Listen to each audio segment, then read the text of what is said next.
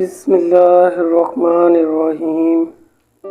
محبت سے غم اور اداسی ضرور پیدا ہوگی، وہ محبت ہی نہیں جو اداس نہ کرے۔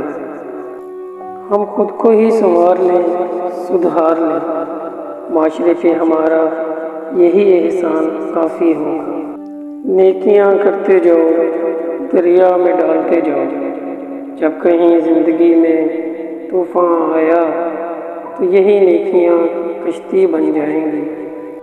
رشتہ جتایا نہیں جاتا، نبھایا جاتا ہے، پھر چاہے وہ دور ہو یا پاس۔ تکبر کبھی علم کو پھیلنے اور پھلنے نہیں دیتا۔ جو علم منکسر نہیں، عاجز نہیں، وہ علم محض ایک دھوکہ ہے۔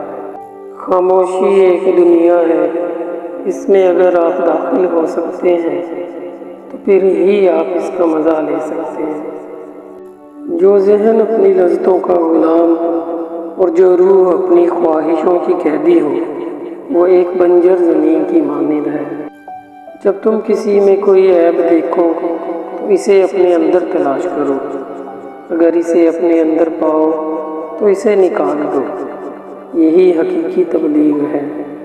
انسان دو پاؤں کا جانور ہے، اس کا ایک پاؤں تدبیر سے اٹھتا ہے اور دوسرے پاؤں کو اس کی قسمت اٹھاتی ہے۔